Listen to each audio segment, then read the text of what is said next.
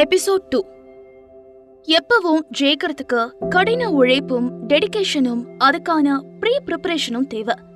அதுக்கு எப்பவுமே குறுக்கு வழிகள் வேலைக்காகாது. குறுக்கு வழியில போகணும்னு நினைச்சீங்க அப்படின்னா கண்டிப்பா வெற்றிங்கிற படிக்கட்டுல ஏறவே முடியாது. ஒரு அரசியல்வாதி தேர்தல்ல ஜெயிக்கணும்னா அதுக்கு அடிமட்டு தொண்டனா வாழ்க்கைய ஆரம்பிக்கணும். கொஞ்சம் கொஞ்சமா மக்களுக்காக உழைச்சு அவங்க மனசுல இடம் பிடிச்சுதான் மேல வர முடியும். ஒரு ஆண்டர்பிரனர் கஷ்டப்பட்டு உழைச்சாதான் அதுக்கான பலனை அறுவடை பண்ண முடியும். ஒரு ஆர்டிஸ்ட் தன்னோட முழு திறமையையும் காமிச்சாதான் ஸ்கிரீன்ல நல்ல பெர்ஃபார்மன்ஸ கொடுக்க முடியும். அதே போல ஒரு குடும்பத்துல பெத்தவங்க தங்களோட குழந்தைங்களுக்கு நேரம் ஒதுக்கி அவங்களோட பொறுப்புகளை சொல்லி கொடுக்கும் போதுதான் அவங்க சமுதாயத்துல ஒரு நல்ல குடிமகனா வளருவாங்க. ஒரு அத்லட் தன்னோட ஸ்டாமினாவை டெவலப் பண்ணி நல்லா ட்ரெயின் பண்ணிருக்கணும். அப்பதான் மத்தவங்களோட ரெக்கார்டை பிரேக் பண்ணி தனக்குன்னு ஒரு ரெக்கார்டை உருவாக்க முடியும். அதே போல ஒரு சயின்டிஸ்ட் தன்னோட நாலேஜ இம்ப்ரூவ் பண்ணிக்கிட்டே இருக்கும் போதுதான் உலகளாவிய கண்டுபிடிப்புகளை கண்டுபிடிக்க முடியும். பொதுவா சிம்பிளிசிட்டி அப்படிங்கறது வாழ்க்கைக்கு தேவையான ஒண்ணுதான். நம்மளோட இதயத்தை சிம்பிளா வச்சிருக்கோங்கிறதுக்காக ஹார்ட் ஒர்க்ல இருந்து ஓடி ஒளியவோ இல்ல ஃபெயிலியர்ல இருந்து தப்பிக்கிறதுக்கான வாய்ப்பாவோ பயன்படுத்திக்க கூடாது. சிம்பிளிசிட்டி அப்படிங்கறது ஒரு சாய்ஸா இருக்கணும். ஆல்பர்ட் ஐன்ஸ்டைன் ஆடம்பரமான தேவையில்லாத வெட்டி பந்தாக்களும் பொருட்களும் எப்பவுமே எனக்கு பிடிக்காது, எளிமையான அடக்கமான வாழ்க்கை தான் எல்லாருக்கும் சிறந்தது, அதுதான் எல்லாரோட உடம்புக்கும் மனதிற்கும் நல்லதுன்னு நான் நினைக்கிறேன் அப்படின்னு ஒரு முறை சொல்லியிருக்காரு. ஒவ்வொருத்தரோட தனிப்பட்ட லட்சியங்களும் அதற்கான பாதைகளும் வித்தியாசமாக இருக்கலாம். ஆனா நம்ம எல்லாருமே அவங்கவங்க லட்சியத்துக்காக தான் ஓடிட்டு இருக்கோம். அதுக்காக தான் கஷ்டப்பட்டு வேலை செய்யறோம். நம்மளோட வேலையை முடிக்க நம்ம தான் உழைக்கணும். வேற யாராலையும் அதை நிறைவேற்ற முடியாது. நமக்கான படிக்கட்டுகளை நாம தான் உருவாக்கி மேலே ஏறி போகணும். வாழ்க்கைங்கிறது ஒரு ஊஞ்சல் மாதிரி தான். எப்ப வேணும்னாலும் மேலையும் போகும், கீழையும் வரலாம். வெற்றிங்கிறதும் அப்படிதான். ஒரு நாளைக்கு நம்ம கிட்ட இருக்கும், இன்னொரு நாள் வேற ஒருத்தர்கிட்ட இருக்கும். சக்சஸ்ங்கிறது ஒரு லாங் ஜர்னி மாதிரி, அதுவே ஒரு டெஸ்டினேஷன் கிடையாது. அதனால வெற்றிக்காக நம்ம ஓடிக்கிட்டே தான் இருக்கணும். ஒவ்வொரு முறையும் அடுத்தடுத்த படிகள்ல நம்ம ஏறி போகும்போது நீங்க முன்னேறிக்கிட்டே இருப்பீங்க. அப்படி இல்லாம ஏதோ ஒரு இடத்துல தேங்கி நின்னுட்டா நம்ம எல்லாரையும் விட பின்தங்கிடுவோம். என்னோட பையனுக்கு வெளிநாட்டுல டாக்டருக்கு ஹையர் ஸ்டடீஸ் அட்மிஷன் கிடைச்சப்ப நாங்க எல்லாருமே சந்தோஷப்பட்டோம். அவன் ஒரு நல்ல பொசிஷனுக்கு போயிடுவான், கண்டிப்பா அதை சாதிப்பான்னு நாங்க நினைச்சோம். ஆனா அதுக்கப்புறமா அவன் ஸ்பெஷலைசேஷன், சூப்பர் ஸ்பெஷலைசேஷன் அவனோட ட்ரீம்ஸ்க்காக தொடர்ந்து ஓடிக்கிட்டே இருக்க வேண்டியது இருந்துச்சு. அவனோட பயணம் இன்னமுமே முடியல. அவனோட கனவுகளை துரத்துக்கிட்டு அவன் இன்னும் ஓடிக்கிட்டு இருக்கான். அந்த கனவுக்கான எண்ட் பாயிண்ட்னு எதுவுமே கிடையாது. அவனோட துறையில நிலைச்சு நிக்கணும்னா இன்னும் திறமை உள்ளவனா உழைக்க வேண்டி இருந்துச்சு. ஒருவேளை அவன் அந்த ஃபீல்டுல எங்கேயாவது தேங்கி நின்னுட்டா அவனுக்கு முன்னாடி ஒரு பெரிய கியூ ஃபார்ம் ஆயிடும். அந்த வரிசையில அவன் கடைசியா நிக்க வேண்டியிருக்கும். அதனால அவன் அடுத்தடுத்த உயரங்களை அடைய இன்னும் அதிகமா ஒர்க் பண்ணிட்டு இருக்கான். மக்கள் அவங்களோட சக்சஸ மத்தவங்களோட வெற்றியோட கம்பேர் பண்ணி பாக்குறாங்க. ஆனா சக்சஸ அப்படி ஸ்கேன் பண்ணி பார்த்து முடிவு பண்ண முடியாதுங்க. அத மத்தவங்க கிட்ட இருந்து ஜெராக்ஸ் பண்ண முடியாது. உங்களோட சக்சஸ்கான ஸ்டோரிய நீங்க தான் எழுதணும். அதுக்கான மெட்டீரியல்ஸ நீங்க தான் கலெக்ட் பண்ணணும். பொதுவா இன்னைக்கு காலகட்டத்துல மக்களுக்கு சக்சஸ் மேல ஒரு வெறித்தனமான ஆசை இருக்கு. சிலரோட வெற்றி தள்ளி போறதுக்கு சூழ்நிலைகள் காரணமா இருக்கலாம். உங்களுக்கான தகுதியும் வாய்ப்புகளும் வசதிகளும் குறைவா இருக்கலாம். ஆனா தொடர்ந்து ட்ரை பண்ணிட்டு இருந்தா கண்டிப்பா ஒரு நாள் வெற்றி நிச்சயம். எவ்ளோ தோல்வி வந்தாலும் ஜெயிச்சிடுவோங்கிற நம்பிக்கையோட தொடர்ந்து ஓடிக்கிட்டே இருங்க. ஒரு நாள் கண்டிப்பா நீங்க அடைய வேண்டிய இடம் உங்களுக்கு கிடைக்கும். எதையும் தியாகம் செய்யாமல் எதையும் அடைய முடியாதுன்னு எல்லாருக்குமே தெரியும். அதே மாதிரி நீங்க சக்சஸ் ஆகணும்னா அதுக்கு நிறைய விஷயங்களை தியாகம் பண்ண சொல்லி கண்டிப்பாக கேட்கும். அப்படி தியாகம் பண்ணி உங்களோட லட்சியத்தை அடைஞ்சிட்டீங்கன்னா ஓகேதான். அப்படி இல்லைன்னா இதுவரையிலும் இழந்ததுலாம் இருந்து பாடம் கத்துக்கிட்டு அடுத்த அடைய எடுத்து வைக்க தயாரா இருக்கணும். ஒரு சிலர் பிசினஸ்ல சக்சஸ்ஃபுல்லா இருப்பாங்க. ஆனா அவங்க பயங்கரமான மன உளைச்சலையும் உடல் ரீதியான பிரச்சனைகளையும் சமாளிக்கிறதுல ஃபெயில் ஆயிடுறாங்க. அதே மாதிரி ஜெயிக்கணுங்கிற வெறித்தனமான ஆசையில அவங்களோட சொந்த நட்பு வட்டத்தை விட்டு பிரிஞ்சு போயிடுறாங்க. ஒரு வகையில உடல் ஆரோக்கியத்தை விட்டு கொடுத்து அடையிற வெற்றியில என்ன பெரிய சந்தோஷம் இருக்க போது? அதனால ஒரு குறிப்பிட்ட விஷயத்துல மட்டும் ஜெயிக்கிறது வெற்றி கிடையாது. நீங்க ஒரு விஷயத்த சக்சஸ் பண்றீங்கன்னா அதுல உங்களோட உடம்பும் மனசும் சேர்ந்து சந்தோஷப்படணும். அதுதான் அந்த சக்சஸ்க்கான உண்மையான வெற்றியா இருக்கும். ஒருத்தர் பணக்காரரா இருக்காரு அப்படிங்கறதுக்காக மட்டும் அவரு எல்லா விஷயத்திலயும் ஜெயிச்சுட்டாருன்னு சொல்ல முடியாது. அவரோட சொத்துக்கள் பரம்பரையா வந்ததா இருக்கலாம். இல்லனா இப்ப இருக்கிற நிலைய அடையறதுக்காக அவரு இழந்தது அதை விட அதிகமா இருக்கலாம். உண்மையில பாக்குறதுக்கு பணக்காரங்களா இருக்கிறவங்களும் லூசரா இருக்கிறதுக்கான வாய்ப்பு அதிகம். உண்மையில சக்சஸ் அப்படிங்கறது பணத்தாலையும் பொருளாலையும் அளவிடப்பட்டுச்சு அப்படின்னா பணக்காரங்க மட்டும்தான் இங்க வின்னர்ஸா இருக்க முடியும். ஆனா அது உண்மை இல்ல. வாழ்க்கைய வாழ்வதற்கு பணம் முக்கியம்தான். ஆனா அது ஒருத்தரோட சக்சஸ மெஷர் பண்ற கருவி கிடையாது. ஜெயிக்கிறதுக்காக ஹார்ட் ஒர்க் பண்ணணும்னு அவசியம் இல்ல அப்படின்னு சிலர் நினைக்கிறாங்க. அதுக்கு நீங்க ஸ்மார்ட் ஒர்க் பண்ணாலே போதும் அப்படிங்கறது அவங்களோட எண்ணம். ஆனா எல்லாராலையும் ஸ்மார்ட் ஒர்க் பண்ண முடியாது. ஆனா பெரும்பாலானவங்க ஹார்ட் ஒர்க் பண்ணி தான் இந்த உலகத்துல ஜெயிச்சிருக்காங்க. ஹார்ட் ஒர்க்குங்கிறது ஆரோக்கியமான உடம்பு, வலுவான மனசு, மன உறுதி சம்பந்தப்பட்ட விஷயங்களோட பாசிட்டிவான அப்ரோச் கொடுக்குது. சுருக்கமா சொன்னா வெற்றிங்கிறது ஒரு விதை மாதிரி. அதுக்கு வாழ்க்கையோட எல்லா விஷயங்களும் கரெக்டான அளவுல தேவைப்படுது. ஒரு நாள்ல யாராலையும் ஜெயிக்க முடியாது. எல்லாத்துக்கும் மேல உங்க லட்சியம் சரியா இருக்கும் போது ஆட்டோமேட்டிக்கா உங்களோட பாதை வெற்றியை நோக்கி விரிய ஆரம்பிச்சிடும். சக்சஸ்ங்கிற ஏணில ஏறுறது மலையேற்ற மாதிரி. ஒவ்வொரு சிகரமும் ஒரு இலக்கு. நீங்க ஒரு லட்சியத்தை அடையிறது ஒரு சிகரத்துல ஏறுறதுக்கு சமம். ஒரு நேரத்துல ஒரு சிகரத்துல தான் ஏற முடியும். அந்த இலக்க அப்பீல் பண்றது ஒரு சவாலா தான் இருக்கும். அந்த சவாலை பினிஷ் பண்றதுங்கிறது ஒரு ஸ்பெஷல் அனுபவத்தை கொடுக்கும். நாம ஒரு சிகரத்தை ஏறி முடிச்சு பார்த்தோம்னா அங்க ஒரு அழகான காட்சி உங்க கண்ணு முன்னாடி வரையும். அதே சமயம் உங்களோட அடுத்த சவால் உங்களுக்காக அங்க காத்துட்டு இருக்கும். அடுத்து அந்த சவாலை பினிஷ் பண்றதுக்கான அனுபவத்தை அடையணுங்கிற எண்ணம் உங்க மனசுல தோண ஆரம்பிச்சிடும். இப்படி ஒவ்வொரு சிகரமும் ஏற ஏற நமக்கு நிறைய புது புது காட்சிகள் கண்ணு முன்னாடி விரிஞ்சுக்கிட்டே இருக்கும். ஒருவேளை நீங்க அந்த சிகரத்துல ஏறலன்னா வேற யாராவது அதுல வெற்றி கொடி ஏத்துவாங்க. அதே மாதிரி வாழ்க்கைங்கிற ஓட்ட பந்தயத்துல நீங்க நிக்காம ஓடியே ஆகணும். நீங்க ஓட விரும்பலனாலும் வாழ்க்கை உங்களை தானாவே ஓட வைக்கும். அப்பதான் நீங்க உயிரோட இருக்கிறதுக்கான அர்த்தம் கிடைக்கும். நீங்க இந்த பூமியில வாழ்ந்ததற்கான ஒரு அடையாளத்தை விட்டுட்டு போக முடியும். வாழ்க்கைங்கிற ரேஸ்ல நீங்க டயர்ட் ஆகாம பாத்துக்கிறது தான் உங்களோட முக்கியமான கோலா இருக்கும். அதுதான் இந்த வாழ்க்கைக்கான ஒரு த்ரில்லான அனுபவத்தையும் கொடுக்கும். ஒருத்தர் உண்மையிலேயே ஜெயிக்கணும் அப்படின்னா எந்த சூழ்நிலையில இருந்தாலும் அவங்களோட முயற்சிய கைவிடவே கூடாது. பாதி தூரம் கடந்ததுக்கு அப்புறம் நீங்க சோர்ந்து போயிட்டீங்க அப்படின்னா இதுவரையிலும் நீங்க நடந்து வந்த தூரமும் அதுக்காக நீங்க பட்ட கஷ்டமும் வீணாயிடும். பாதி கணத்தை தாண்டிட்டு ஜெயிச்சுதா நினைச்சா நம்ம கிணத்துக்குள்ளதான் விழுக வேண்டியது இருக்கும். அதனால ஒரு முயற்சிய தொடங்கிட்டீங்க அப்படின்னா அதோட பினிஷிங் லைனை தொடாம விட்டு கொடுக்காதீங்க. கஷ்டப்பட்டு ஒரு வேலை செஞ்சு அத பாதியோட விட்டுட்டோம்னா நாம அது வரப்பட்ட கஷ்டங்கள் எல்லாமே வீணா போயிடும்.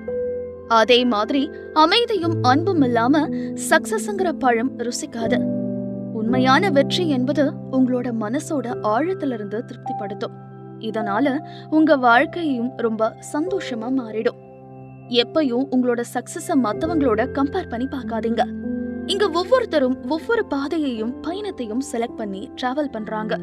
அதனால உங்களுக்கு என்ன கிடைச்சதோ அதை வச்சு சந்தோஷப்பட பழகிக்கோங்க. நீங்க ஒரு டிராப்ல மாட்டிக்கிட்டு உங்களோட பயணத்தை ஸ்டாப் பண்றதும் இல்ல வெற்றிங்கிற பாதையில தொடர்ந்து ஓடுறதும் உங்க கையில தான் இருக்கு. இத பத்தி இந்த புத்தகத்துல அடுத்து தொடர்ந்து பேசலாம். 1. சக்சஸ்ங்கிறது வாழ்க்கையில ஒரு முக்கியமான விஷயம். இது ஒவ்வொருத்தருக்கும் ஒவ்வொரு வகையான விளக்கத்தை கொடுக்குது. அதே போல ஒவ்வொருத்தரும் அவங்களுக்கான மாறுபட்ட அளவீடுகளையும் அனுபவங்களையும் வச்சிருப்பாங்க. 2. எப்பயும் ஒரு விஷயத்த நம்ம எப்படி பிளான் பண்ணி எக்ஸிக்யூட் பண்றோம் அப்படிங்கறதுலதான் நமக்கான வெற்றி அடங்கி இருக்குது. வெறும் அதிர்ஷ்டத்தால மட்டும் வெற்றி அடைய முடியாது. ஒருவேளை அதிர்ஷ்டத்துக்காக காத்துட்டு இருந்தோம் அப்படின்னா நம்ம எப்பயும் எந்த விஷயத்தையும் சாதிக்க முடியாது. 3.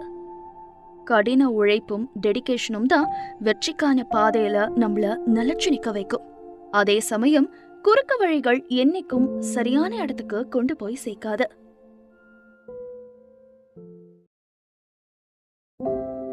Episode 3. Have faith in yourself. உங்க மேல நம்பிக்கை வைங்க. உங்களோட சொந்த கால்களால தான் உங்களால தைரியமா நிக்க முடியும். நீங்க ஜெயிக்க முடியும்னு முதல்ல நீங்க உறுதியா நம்புங்க. உங்க பயணங்களை ஜெயிக்கிறது தான் உண்மையான வெற்றி. தாங்கையே தனக்கு உதவின்னு தெளிவா புரிஞ்சுக்கோங்க. நம்மால செய்ய முடியும்னு நம்பி ஒரு விஷயத்த செய்யறவங்க என்னைக்குமே கண்டிப்பா நினைச்சத முடிப்பாங்க. லைஃப்ல சக்சஸ் ஆன எல்லாருக்குமே பொதுவான ஒரு அம்சம் இருக்கும். அது என்னன்னா சுய நம்பிக்கை. நம்மளால ஜெயிக்க முடியுங்கிற நம்பிக்கை இல்லாதவங்க வாழ்க்கையில முன்னேறவே முடியாது. ஒரு விஷயத்த எப்படி அடைய முடியுங்கிற சீக்ரெட் தெரிஞ்சவங்க செய்யற எல்லா காரியமும் வெற்றியில தான் முடியும். நம்ம வேலையில நம்ம எடுக்கிற முயற்சிகளும் நம்ம மேல வைக்கிற நம்பிக்கையும் நினைச்ச காரியத்தை நடத்தி கொடுக்கும். நம்மளை விட யாராலுங்க நம்ம மேல அதிக நம்பிக்கை வச்சிட முடியும்? ஒரு விஷயத்த ஸ்டார்ட் பண்ணும்போது எப்படி முடிக்கணுங்கிற பிளானிங் தெளிவா இருக்கணும். நம்ம எல்லாருமே இந்த மாதிரி ஒரு அனுபவத்தை கடந்துதான் வந்திருக்கோம். நாம எதை நினைக்கிறோமோ, எதை சொல்றோமோ, எதை நம்புறோமோ அதைத்தான் கடைசியில அடைய முடியும். நம்முடைய எண்ணங்கள் தான் வாழ்க்கைய தீர்மானிக்குது. பாதி வழியில தவறி விழுந்துருவோமோன்னு நினைக்கிற ஒரு ஸ்போர்ட்ஸ் மேனால கடைசி வரையிலும் ஜெயிக்க முடியாது. பாதியோட மூச்சு பிடிச்சுக்குச்சுன்னா என்ன பண்றதுன்னு பயப்படுற ஒரு சிங்கரால முழு பாட்டையும் பாடி முடிக்க முடியாது. தன்னோட நாலேஜ்ல நம்பிக்கை இல்லாத ஒரு சயின்டிஸ்ட் எதையும் கண்டுபிடிக்க முடியாது. தன்னோட எழுத்துல நம்பிக்கை இல்லாத ஒரு ரைட்டரால மத்தவங்களுக்கு நம்பிக்கை கொடுக்கற எந்த ஒரு எழுத்தையும் எழுத முடியாது. இங்க வெற்றிக்கான அடித்தளமா நம்பிக்கை தாங்க இருக்கு. நம்பிக்கை தான் சக்சஸ அடையறதுக்கான சாவி. டேவிட் ஜே ஸ்குவாட்ச் அவரோட ஃபேமஸான புக்கான தி மேஜிக் ஆஃப் திங்கிங் பிக், ஜெயிச்சிடுவோங்கிற நம்பிக்கை தான் வாழ்க்கையில ஜெயிச்சவங்களுக்கு ஒரு அடிப்படையான உந்து சக்தியா இருக்குதுன்னு சொல்லிருக்காரு. எந்த விஷயத்தையும் நம்புங்க. உண்மையாவே நம்மளால முடியுங்கிற நம்பிக்கை இருந்தா நீங்க கண்டிப்பா சாதிக்க உதவும். உங்க மேல நீங்க வைக்கிற நம்பிக்கை தான் நீங்க ஜெயிக்கிறதுக்கான அடித்தளத்தை உருவாக்கி கொடுக்கும். நாம ஜெயிக்க முடியும்னு நம்பும் போது அதை செய்யறதுக்கான வழிகளை கண்டுபிடிக்க முயற்சி செய்வோம். சுத்தி இருக்கிறவங்க இதுக்கு முன்னாடி ஜெயிச்சவங்க கிட்ட இருந்து நல்ல விஷயங்களை நாம தொடர்ந்து கவனிக்க ஆரம்பிப்போம். அதை கத்துக்கவும் செய்வோம். நாம நினைச்சதை சாதிக்கிறதுக்கான சகிப்புத்தன்மையையும் இது நமக்கு கொடுக்கும். செய்யற விஷயத்துல ஏதாவது டிராப் அவுட் ஆனாலும் நம்ம டயர்ட் ஆகாம அதுல இருந்தும் பாடம் கத்துப்போம். ஜெயிச்சிருவோங்கிற நமக்கான நம்பிக்கை தான் ஜெயிக்கிறதுக்கு காரணமா இருக்கும். நம்பிக்கைங்கிறது ஒரு விஷயத்த செய்யறதுக்கான இன்ஸ்பிரேஷனா இருக்கும். நம்பிக்கையோட இருக்கிறவங்களுக்கு அது ஒரு பாதுகாப்பு வளையமா இருக்கு. சோதனையான காலத்திலையும் சோர்ந்து போகாம முன்னேறி ஜெயிக்கிறதுக்கு அது ஒரு உந்து சக்தியா இருக்குங்கிறது தான் மில்டனோட கருத்து. ஒரு விஷயத்து மேல நம்பிக்கை வைக்கிறதுக்கான ஒரே பிரச்சனை அதுக்கு உறுதியான அடித்தளம் தேவை. நம்பிக்கை மட்டும் இருந்தா போதும்னு சொல்லி தேவையில்லாம நம்மை நாமே ஏமாத்திக்க முடியாது. நம்ம நினைக்கிற விஷயத்துல உறுதியா இருக்கணும். நம்ம எதுக்காக ஒரு விஷயத்த சாதிக்க நினைக்கிறோமோ அதுக்கு தகுதியானவங்களா இருக்கணும். அதுக்கான திறமை நமக்கு இருக்கணும். இல்லனா அந்த திறமைய வளர்த்துக்க தேவையான ஹார்ட் ஒர்க் செய்ய தயாரா இருக்கணும். நம்மளோட லட்சியத்தை நோக்கி நம்ம முன்னேறதுக்கு முக்கியமான தடையே தன்னம்பிக்கை இல்லாம இருக்கிறது தாங்க. நம்மோட திறமை மேல நமக்கே நம்பிக்கை இல்லைன்னா வேற யாருக்கு நம்பிக்கை இருக்கும்? நம்ம ஜெயிச்சிடுவோங்கிற சந்தேகம் வரும்போது மனசுக்குள்ள ஒரு சின்ன பயம் வரும். ஒருவேளை நாம நினைச்சதை அடைய முடியலன்னா நம்ம கஷ்டப்பட்டதுக்கு பலன் இல்லாம போயிடும்னு தோண ஆரம்பிக்கும். நம்ம கஷ்டப்பட்டு செய்யற ஒரு விஷயத்துக்கான பலன் கிடைக்காதப்ப ஒருவேளை நமக்கு திறமை இல்லையோங்கிற பயம் ஆட்டோமேட்டிக்கா வந்துடும். பொதுவா பெத்தவங்களாலையும் டீச்சர்ஸ்னாலையும் பாராட்டப்படுற பசங்க எப்பவும் ரொம்ப கஷ்டப்பட்டு எந்த வேலையும் செஞ்சுக்க மாட்டாங்க. ஏன்னா அவங்களுக்கான நல்ல பேரை ஏற்கனவே சம்பாதிச்சிட்டாங்க.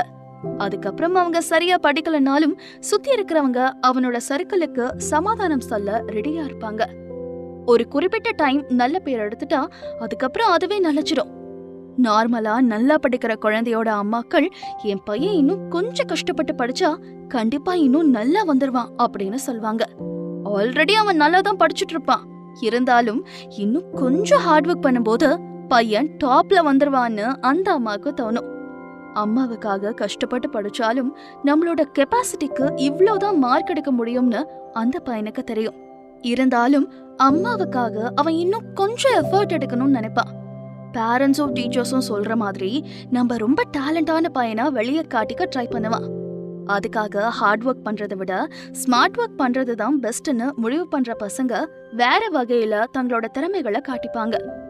தான் பெஸ்ட்ங்கிறத ஏதோ ஒரு வகையில ப்ரூவ் பண்ணியே ஆக வேண்டிய கட்டாயம் அவங்களுக்கு இருக்கும். ஆனா கஷ்டப்பட்டு ஒரு வேலைய செஞ்சு ரொம்ப ஆவரேஜ்ங்கிறத வெளிப்படுத்திக்கிறத விட ஸ்மார்ட் ஒர்க் பண்ணி தன்னை ஒரு பிரைட் ஸ்டூடெண்டா காட்டிக்க தான் விரும்புவாங்க. நாம ஒரு ரேஸ்ல ஓட ஆரம்பிக்கும் போது நம்மளோட கெப்பாசிட்டி எவ்வளோங்கிறத பத்தின கான்ஃபிடன்ஸ் நமக்கு இருக்கணும். அப்பதான் நாம நினைச்ச தூரத்தை நினைச்ச டயத்துக்குள்ள கடக்க முடியும். அதுக்கு தகுந்த மாதிரியான எக்ஸசைஸையும் ட்ரைனிங்கையும் எக்ஸ்டெண்ட் பண்ணிக்க முடியும். யாரும் இங்க தோக்கறதுக்காக விளையாட போறதில்ல. அதனால நம்ம கண்டிப்பா ஜெயிச்சிருவோங்கிற நம்பிக்கை வர வரையிலும் ட்ரைனிங் எடுத்துக்கிட்டே இருப்போம். ஒருவேளை சரியான ட்ரைனிங் இல்லாம விளையாட்டுல கலந்துக்கும் போது நம்முடைய முயற்சியும் பாதியோடவே நின்னுடும். விளையாட்டுல இருந்தும் பாதியோடவே விலக வேண்டியது வரும். நம்ம சரியான ட்ரைனிங் எடுக்கலாங்கும் போது நம்மளோட நம்பிக்கையை இழந்துருவோம். அதனால கான்ஃபிடன்ஸ் லெவல் ஆட்டோமேட்டிக்கா குறைஞ்சிரும்.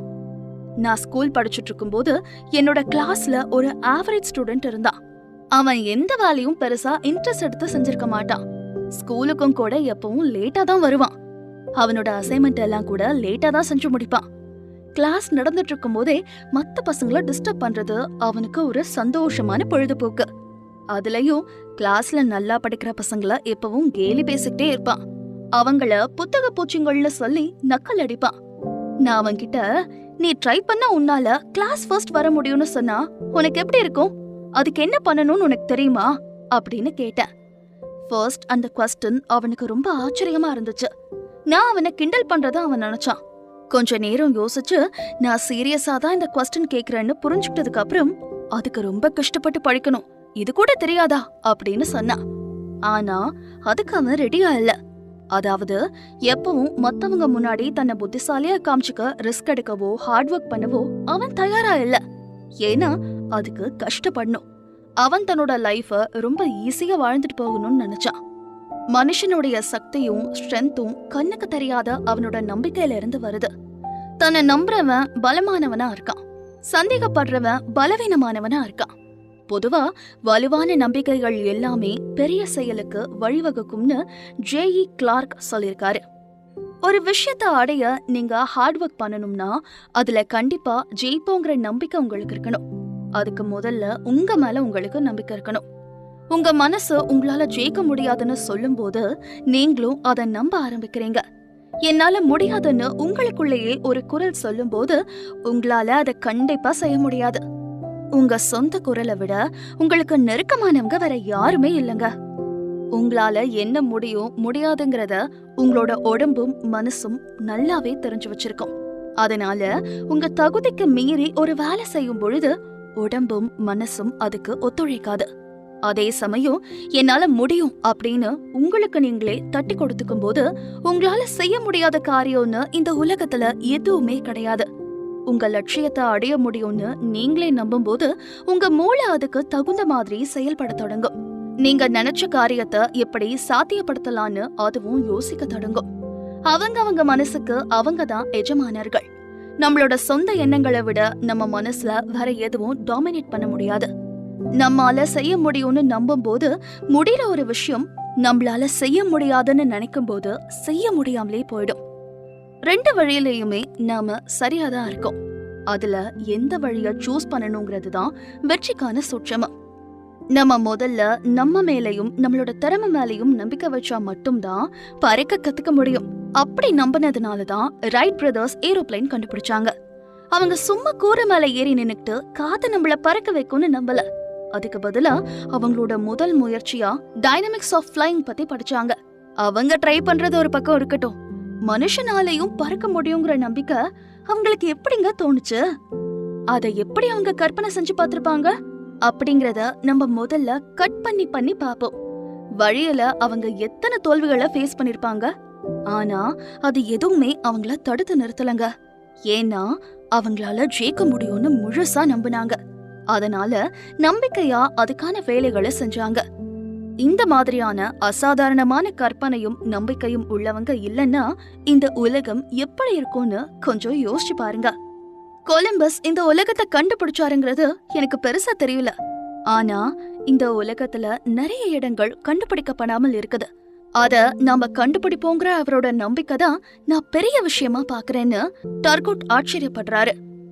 நம்பிக்கை இல்லாம பெரிய முயற்சி எதையும் நீங்க செய்ய முடியாது. உங்களோட மனப்பான்மை தான் உங்களோட உயரத்தை தீர்மானிக்குதுங்கிற பழமொழியை விட வேற எதுவும் உண்மையா இருக்க முடியாதுங்க.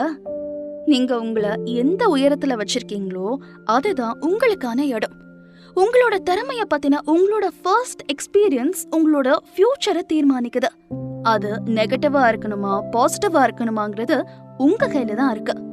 நீங்க எதை அடைய நினைக்கிறீங்களோ அத உங்களால அடைய முடியும். அதுக்கான தகுதி உங்களுக்கு தானாவே கிடைக்கும். இந்த புக்குக்காக நான் கஷ்டப்பட்டு வேலை செய்யாம இருந்திருந்தா சக்சஸ்ஃபுல்லா இந்த புக்கை எழுதி முடிச்சிருக்க மாட்டேன். நீங்க ஒரு விஷயத்த படிச்சு அதுல இருந்து எப்படி உங்க திறமைய வளர்த்துக்கணும்னு தெரிஞ்சுக்கலன்னா உங்களால எதையும் படிக்கவும் முடியாது, கத்துக்கவும் முடியாது.